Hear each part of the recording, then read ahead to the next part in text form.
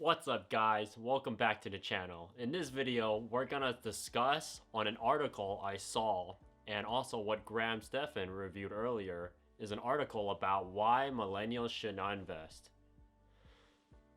You know, I can't do this. This is horrible. This is the stupidest I've ever seen. I'll do it, fine. Such a horrible topic. I don't even understand why I even wrote this article. So to sum it up, when I read that article, basically is literally like reading a dictionary. They try to give out all the math and equations why you shouldn't invest. And when I look at it, it's mainly written for students who are in college and it was taught by for professors. When I saw that, I was like, oh my god, why is this even a thing? They try to list out all the reasons why you should not invest when you're younger, you should invest when you're 40 or older. So this is not my words, this is based on what they say, and their article is saying the reasons why you should not invest. And earlier, you should just basically continue spending all your money you have, maybe you should just buy anything you want, and wait until later on in life, then you should spend. How to say it without being, being too offensive against them, or too biased. They're saying that when you work, you eventually move up on the corporation or in the company you work for. Let's say, work for Home Depot, you move up, right?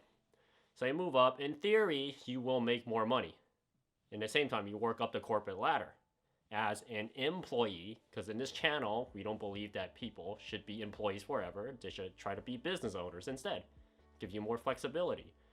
But they say you should enjoy life more by spending all your money. And it said, in theory, if you should invest your 40, you have a better chance to make more money. In a way, there's a lot of loopholes of that. And a lot of things, such as life happens. I mean, life happens, it can go two ways, right? You can say, oh, what happens if you drop dead tomorrow? Then yeah, that's true. But like, do you live your life in fear? Because certainly I don't. Because if you live in life in fear, for example, let's say that, oh, breathing can make free radicals. Instead of making O2 when you breathe in, you make O3. That's free radicals. Basically, you have to breathe, right? So do you live your life in fear of breathing? Same concept. In theory, this article is just trying to make you, honestly, when I see them in my eyes, it's trying to make you be poor. And when it's written specifically for like college students, because it says below in the description, I put it in, I linked the article, it's meant for professors and students. So I see this, I don't believe they're actually gonna, share this to university students. So people are just basically developing. And they don't really teach you financial skills. And you send you an article like this is basically just BS. I just find it really shocking. Because if you don't invest in earlier on in your life, you invest later on, and later on you come think about it. Like they said, life happens, right? So what happens? Like, stuff happens. What happens? There's like a natural disaster, earthquake, or maybe one of your family members get sick, pass away, or they need, they need medical care, or they need help, they need financial assistance. So you're telling me if you don't invest in yourself and you spend all the money to yourself, wasting it, and just keeping it for yourself, instead of growing it, you're just wasting it. If you waste it, and what happens one day, like I said earlier, natural disaster happens, life happens. And if you don't have any investments that go upon, use that as a backup source, you're basically digging yourself a hole. It's basically to bury yourself in. Which I don't understand. Why would you set yourself up like that? Instead of living in fear, why don't you take the risk and invest? There are a lot of articles out there, including my videos and other people's videos, that will teach you how to invest. Teach you how to think for yourself. What I don't get is why are people still teaching crap like this? It's just mind-boggling when they try to give out the math and the reasons and the data why you should invest later on.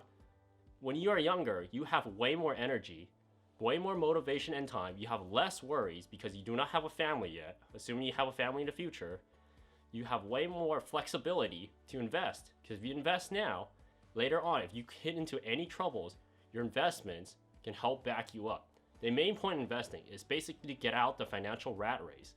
So basically, if you don't want to work anymore, or you want your investments to make money for you, basically when you're sleeping, eating, you don't even have to think. The money just comes in. That's the whole point of investing. The reason why people don't want to teach you, or articles like this come up, is because they want to keep you poor. They want to keep you continue working for whatever job you work for or whatever company you work for, so you never get out of it. So that's why when I see articles like these, I really hope that people use their head. Please, just use your head and think about it. If you want to live the lifestyle you want to live, then you have to invest. You have to sacrifice some sort of time. If you don't want to go through that, then fine. Go what most people do.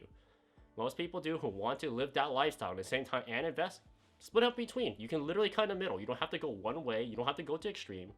Invest everything and throw all your life savings, saving every little penny. You don't have to do that. Yeah, you can treat yourself Starbucks once in a while. At the same time, you can always split it up. Just go in half. So basically, if you want to spend money, then spend it, right? But always keep some aside for you to invest. Because when a time comes when you really need it, your investments will help you out a lot. It will literally give you something, a peace of mind on. So when they say you should not invest until your age of 40 and in your earlier 20s and call you should enjoy life, that is absolute baloney. For most investors and other financial experts, and most financial advisors, they always suggest you invest because this is how the economy works. When the economy goes down, is the best time for your investments to start kicking in. Because if you lose your job or your business goes down the water, goes down the drain, your investments will be there to cover you. Because if they cover you, you literally have less to worry, less to panic. I can name a million things, and I can't list it all in this one video that can help you out. So when they tell you to invest later on, I want to break it down as, think about it. If you are in the age of 20, like around my age, the millennial age, this is the time you have the most energy. You have the least worries because most millennials are still living with their family. There's nothing wrong with that. But the good part is you have a lot of freedom. Freedom to make choices. Freedom to, do the things that your parents couldn't do. Make the options to make it big. So think about it. If you, let's say one day, everyone has dreams, right? Assuming, let's say everyone wants to own something eventually that they never thought what they will own one day in their life. For example, maybe they want to live in a house that's built to the level of a hotel. Or they want to, own an exotic vehicle such as a Lamborghini, Ferrari, etc. Anything that's super expensive, maybe LV bags, who knows, whatever you want. But going by what they say, not me or any investors, I'm pretty sure, is say if you want to invest until you're later 40s, there's no way you can afford any of those. Even when you hit 40, if you didn't invest back then, there's no way you're gonna make it over there. And they're saying that you'll make more money as you get older. What happens? Like they said, life happens, right? What happens if you get fired? What happens if you move to another job? You literally start back from zero. If you don't start your own business, which by them, they're assuming that you will work for another company instead of starting your own, you're basically back to zero again. Start with nothing again. Instead of doing that, why don't you invest earlier on? If you still want to live that lifestyle, just split it up.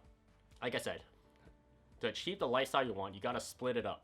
You cannot push everything into one category. So you gotta have an investing category, you have your emergency category, you have your fun category. If you want to live that lifestyle, you just have to make small little compromises in each. And also, when you make those compromises in each, you can also build up the lifestyle that you want in the future.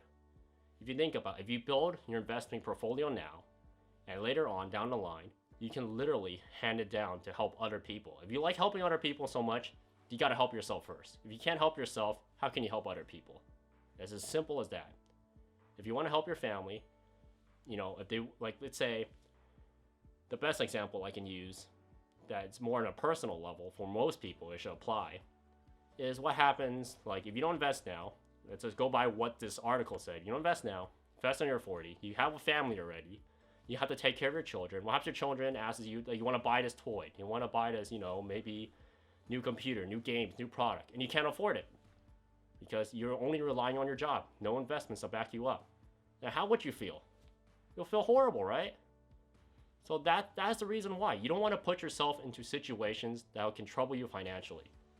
So if you invest earlier on, honestly, in my opinion, earlier the better. Simple side. It doesn't hurt. You got to get your hands dirty and understand the financial world. So if you invest earlier on, you can basically teach yourself what to do and what not to do. The only way to learn, I think the best way compared to what other people say, is to get your hands in dirty. Basically, if you fail, you'll understand you won't do that again. If you don't try it, you just, hear about it or just listen to it, but you never actually try. At the end, I think experience is better than, just learning on paper and pen. And now these days on computer, you just actually getting your hands into it, best way to learn, period.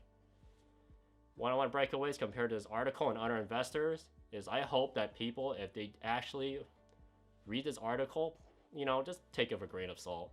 Because there's always going to be articles like this. And the reasoning behind it, there's so many loopholes. And what drives me nuts is they say that Social Security is going to be a backup for part of your income when you're older. Social Security itself, it's a flawed system.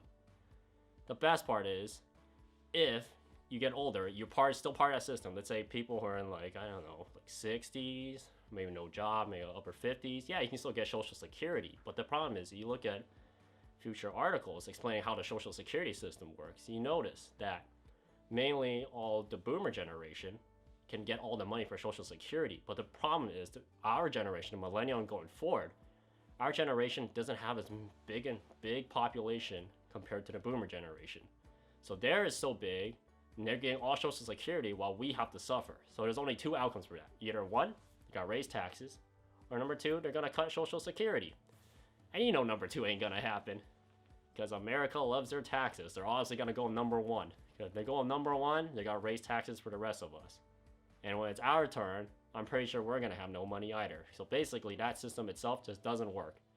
So instead of relying on Social Security, like relying on other people to feed you, why don't you feed yourself? If you can feed yourself, then you can think about doing other things. If you want to feed other people, you have the option to, instead of relying on someone else. You gotta set yourself up for success, which is investing. Instead of investing later on, get your hands into it, get dirty, and teach yourself how the financial world works. Then you never have to rely on other things that can keep you afloat. And if you want to help other people, you have the option to. Like I said, investing at the end is giving you options. Options to say yes to things, options to say no to things, an option to get the things that you want. If you don't want, you still have the option. That is the best feeling of it. Investing at the end is to help you live the lifestyle that you want to achieve in the future. This is all I want to take away in this video. Please like, share, and subscribe. I see you next time in my channel. Peace.